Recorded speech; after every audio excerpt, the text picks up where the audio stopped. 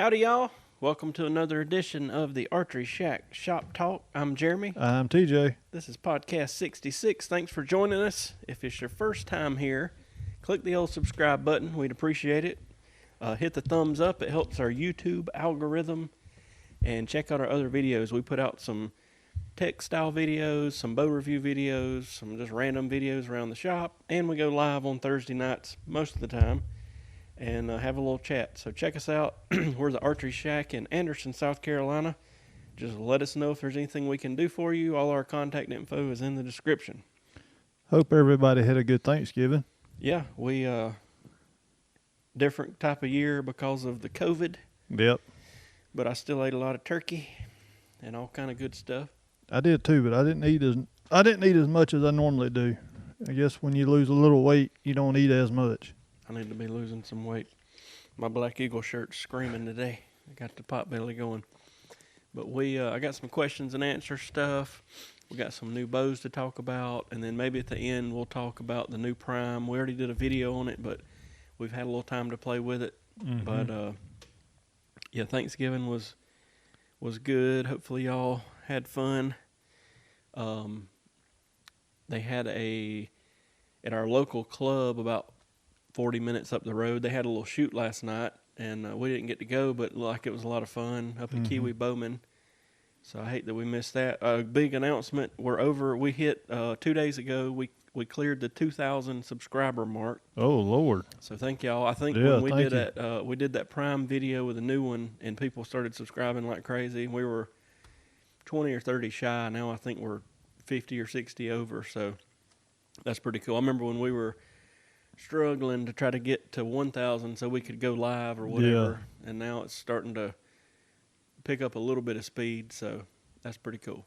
Let us know what kind of videos y'all like to see. I know in the near future we've got, of course, the new Prime bows we're going to do some more videos on. There's a couple bear bows I want to do videos on, and it's been out for a little while, but the PSC Uprising, it's like a $320 neat little bow package. I'd like to do a review on it sooner than later. Yeah.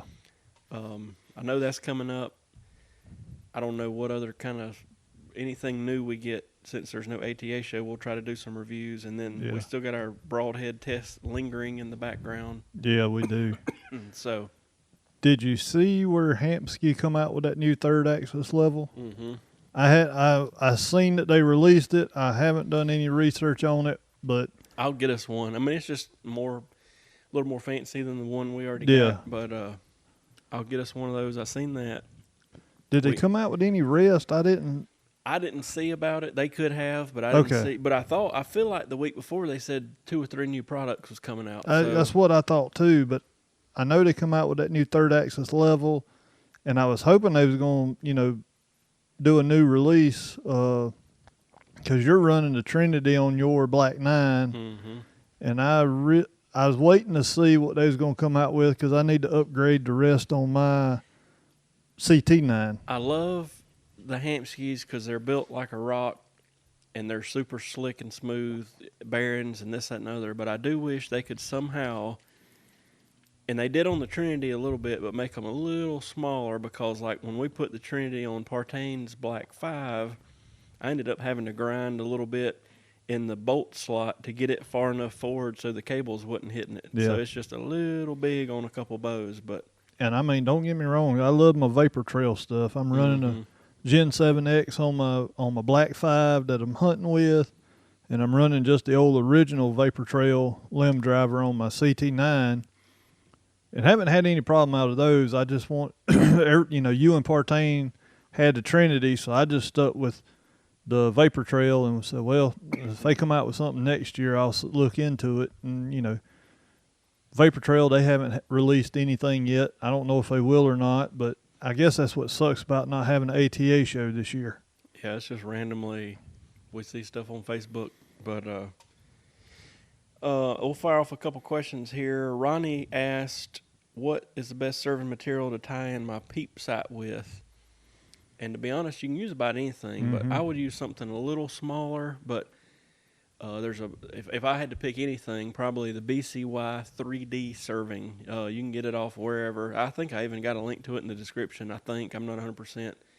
but I think it's around $20, and it's a 16, 17 thousandths material. You can get it in a ton of colors. It's just you can get a grip on it good. Yeah.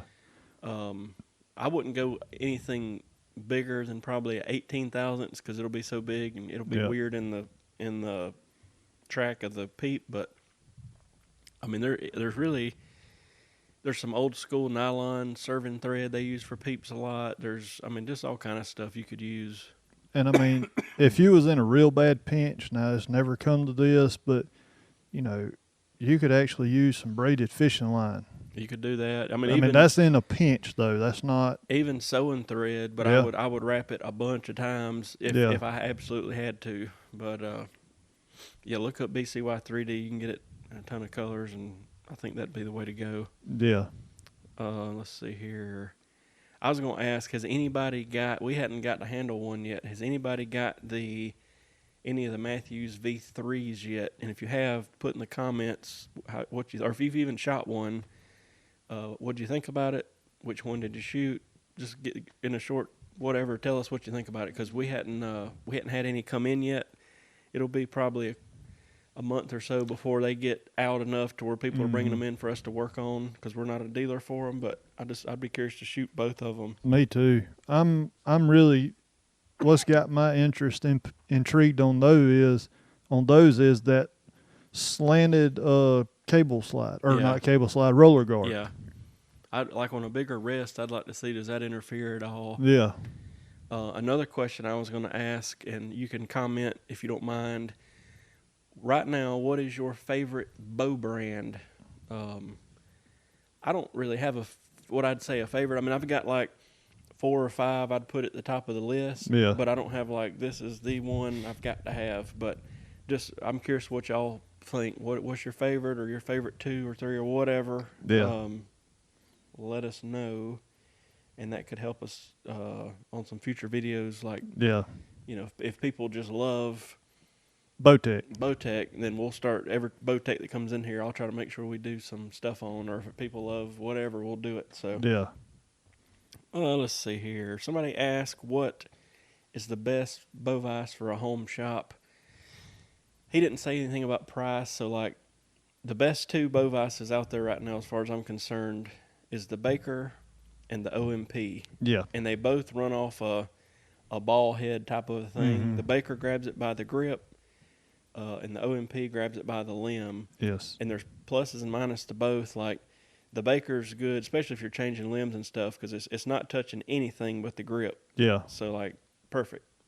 But the OMP coming up from the bottom, you can kind of finagle it a little easier, versus the Baker's coming from the side. So anytime you loosen it, the bow's wanting to pull it. Yeah. And I know he's making a micro version, I think, now that we don't have. I think so. And I'm sure you can tinker with it a little more, but the OMP and the Baker, look at those 2, and they're going to be a little pricey. Yeah. But in the long run, especially if you're working on buddies' bows and all that, go ahead and get it.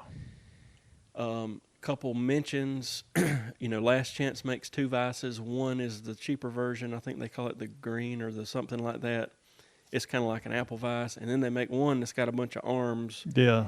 I was set on getting one of those one time until I used it at a show, and it's so wobbly. I mean, it was like you'd lock it down, and it's cool because you unlock. It's like a camera arm. It's got like 3 knuckles. You loosen one thing, and the whole thing will move.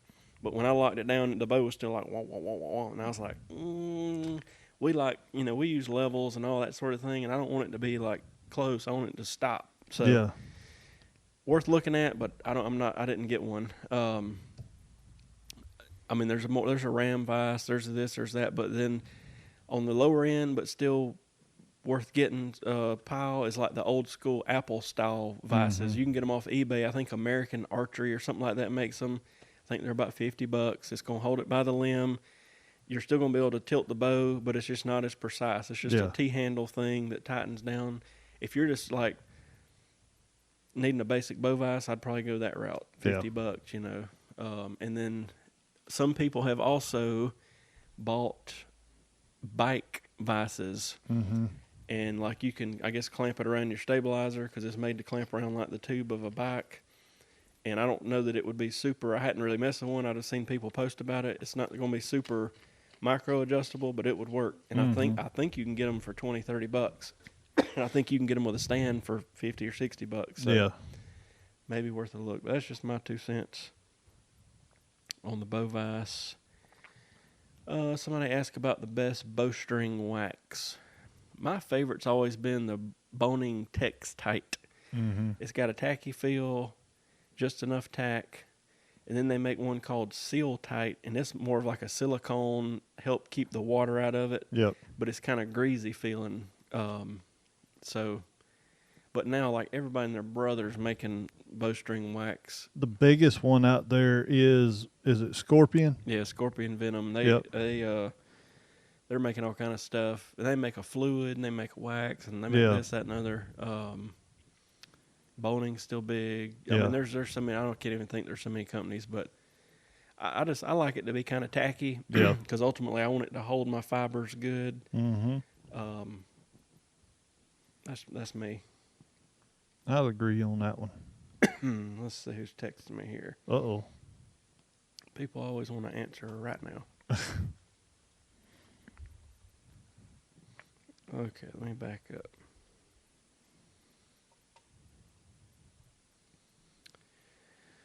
I was going to talk about this because you had your axles out a while ago, like a good lube for an axle. TJ had his axle out, and he's like, I might ought to throw some some grease on this.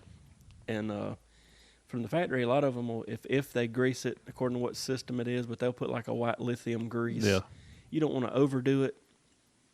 Some bow companies even overdo the lithium grease in like a limb pocket, and you'll see white, or it'll get dirty, and it'll almost be like brown goop coming out. And you're like, man, I know they don't want it to creak or whatever, but they're just slopping. They're being sloppy. But yeah, like a lithium grease is good.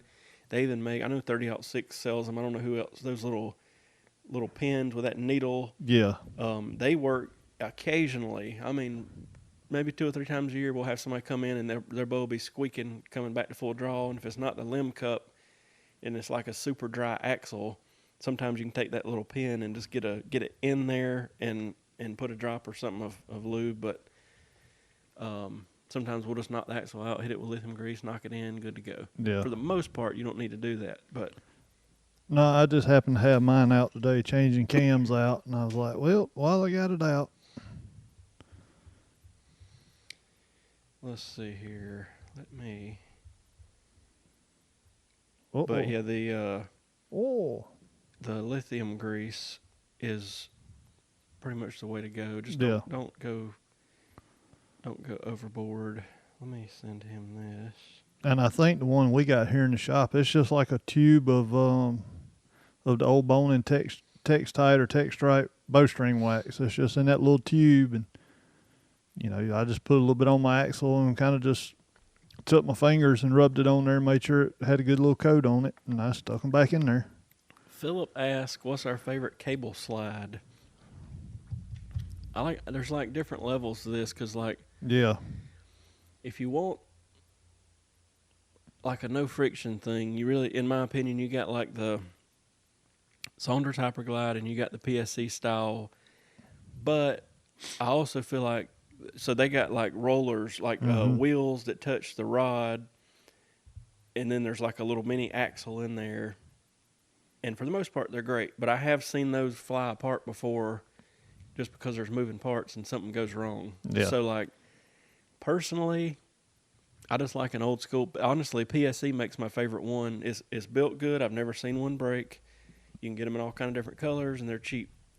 And I don't have any trouble with them. And the hooks, or whatever you want to call it, where the cable goes in, they make it where you don't have to take the whole slide off and put it on and then manhandle the slide back and put it back on the rod. You can just go boop and click them in. Yep. I like that one. And I know everybody likes a different one, but that's kind of the one I like, the PSC one. But I mean, you can use a Hyperglide and gain a few feet per second sometimes because it's less friction.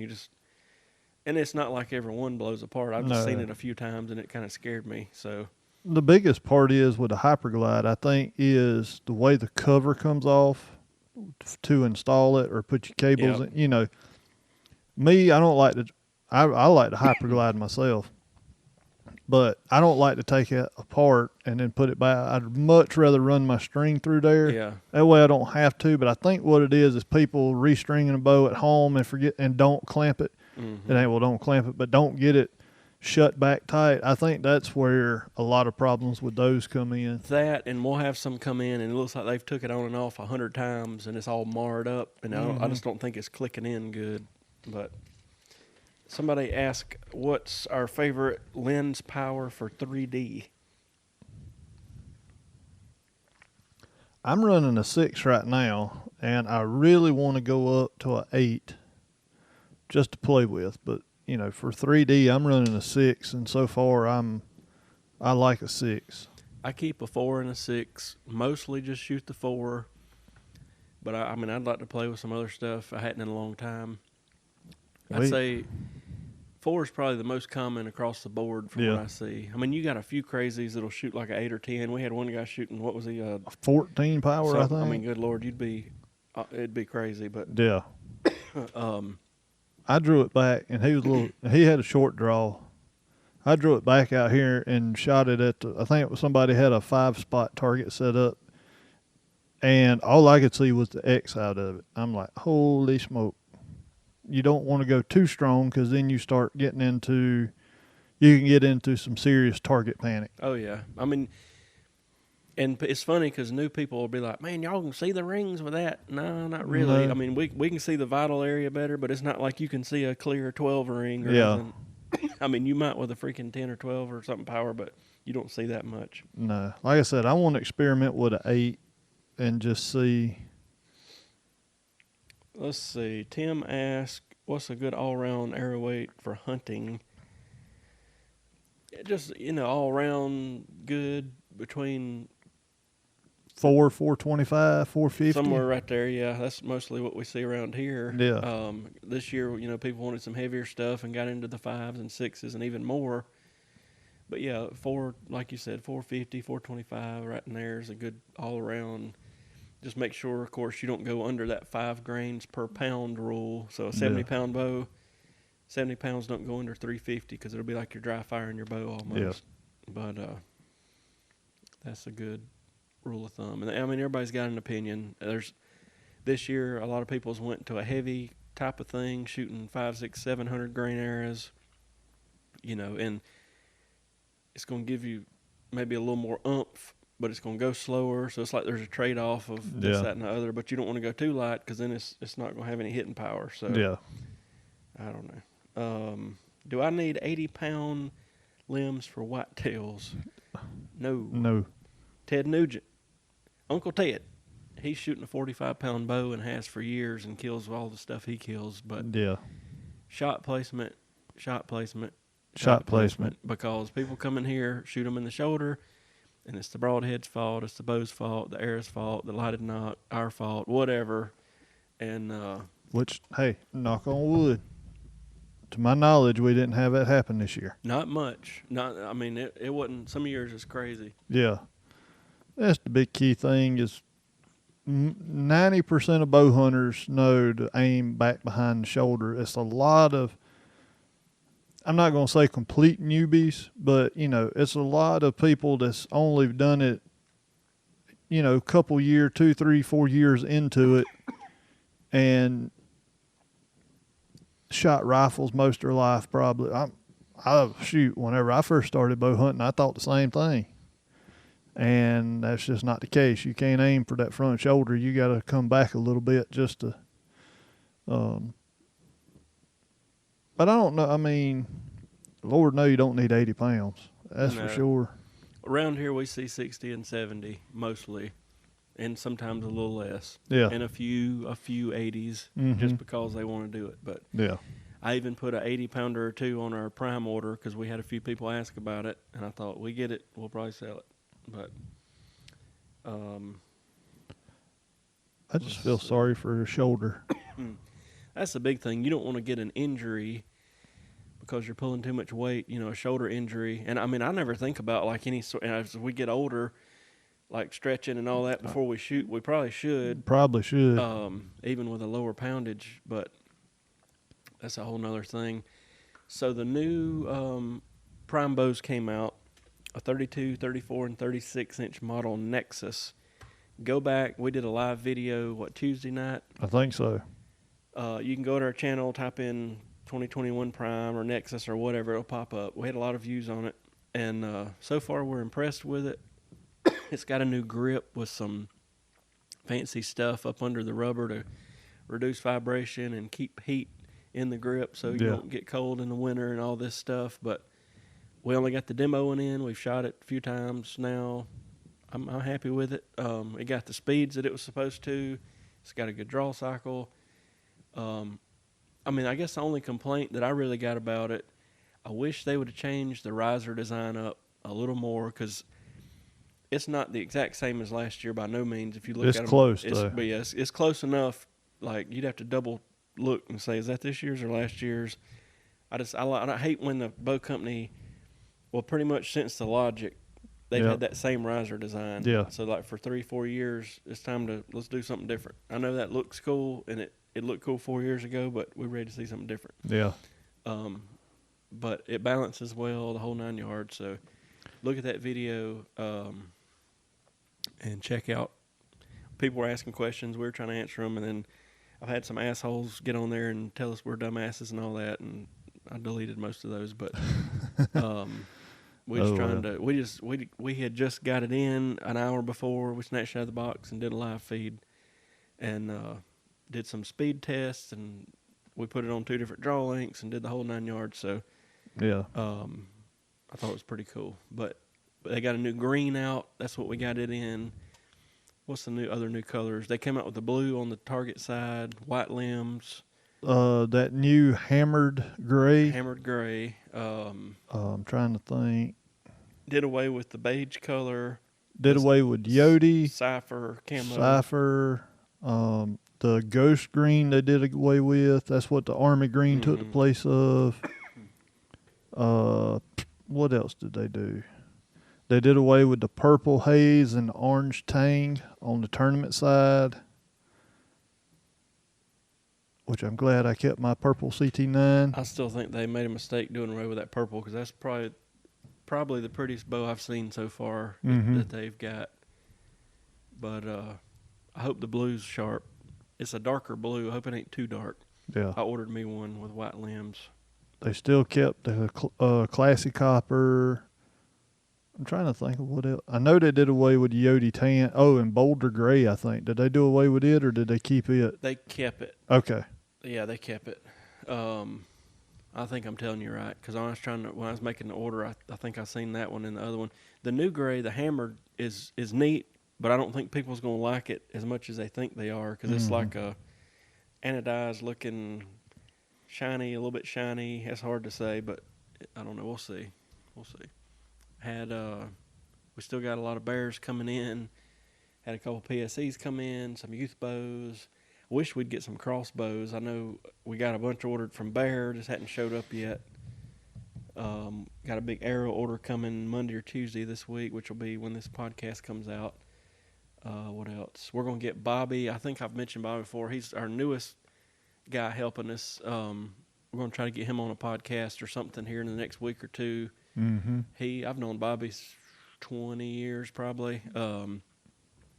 Anyway, we needed a second string layout man. That's mainly kind of what TJ handles, but so many strings coming in, we needed a second person, so he's doing that. So we added him to the team. Yep. Y'all get to meet him. He's a cool dude. Been shooting bows a long time. What else is coming up? Right now, about 90% of the time, if you call the shop, Bobby answers the phone now, and just try to keep everything trucking. Yep, he's on that phone.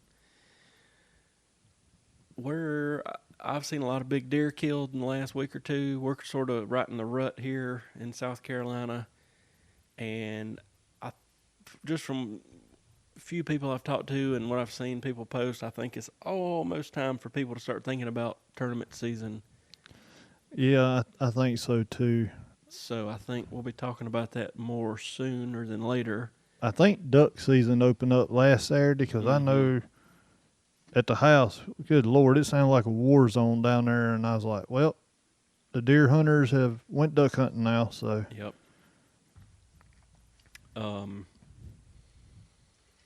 I know a lot of bow companies still got bows to release. I'm glad Prime finally got theirs out. I know PSC's got a few things in the pipeline. I wish they would hurry up and get it out. yeah, We got some of those already ordered.